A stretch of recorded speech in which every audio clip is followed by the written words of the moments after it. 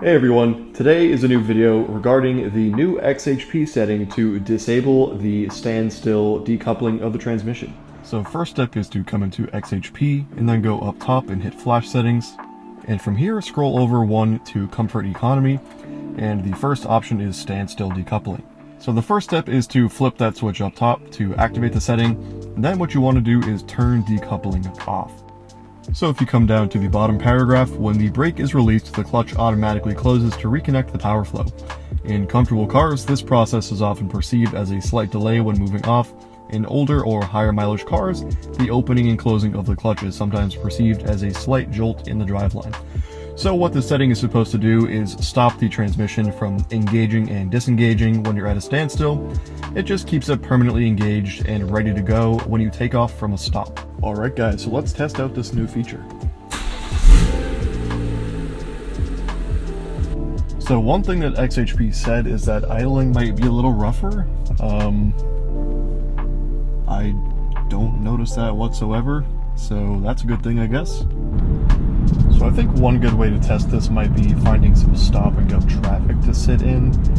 Now, that doesn't sound like a lot of fun, but that is where I think this feature might benefit you the most, because the stopping and starting and random jittery, am I going to stop, am I going to go, what's happening in front of me, that might be made a little smoother by the transmission just staying engaged the whole time, as opposed to going back and forth. Alright guys, so having navigated through a little bit of traffic, I will say it's not a massive difference, but in traffic it does make a little bit of a difference. It kind of eliminates the indecisiveness of the transmission kind of coming in and out of gear erratically as you follow random traffic patterns. So if you're someone that sits in a lot of stop and go traffic on the way to and from work, thankfully I don't have that issue, but it'll be pretty good.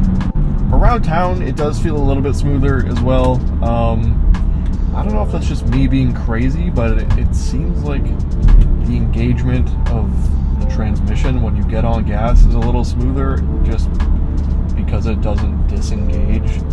I don't know if that's just me, but like just when you're already moving, it seems like it's a little smoother too. Just getting on and off throttle. I don't know if it technically affects that, but to me, my first impressions were that it seemed a little bit smoother when you got on and off the gas. So while I'm here, I can also note that this difference is mostly felt in automatic mode when the transmission is just doing what it wants. The benefits kind of go away when you're in manual mode and you kind of force it to stay in gear as long as possible.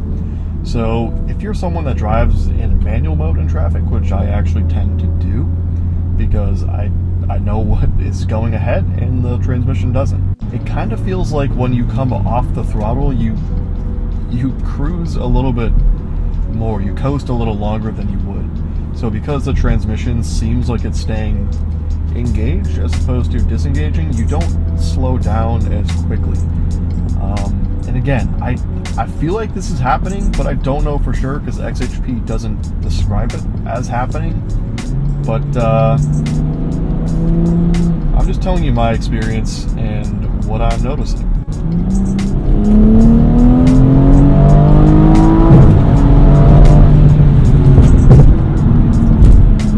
So overall, if you're wondering if you should do this new XHP feature, I would say, sure, go ahead. It makes a pretty marginal increase in the smoothness of the driving, particularly in traffic.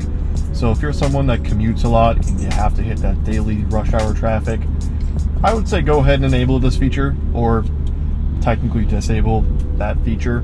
But otherwise, I would say probably not really worth the bother of doing it.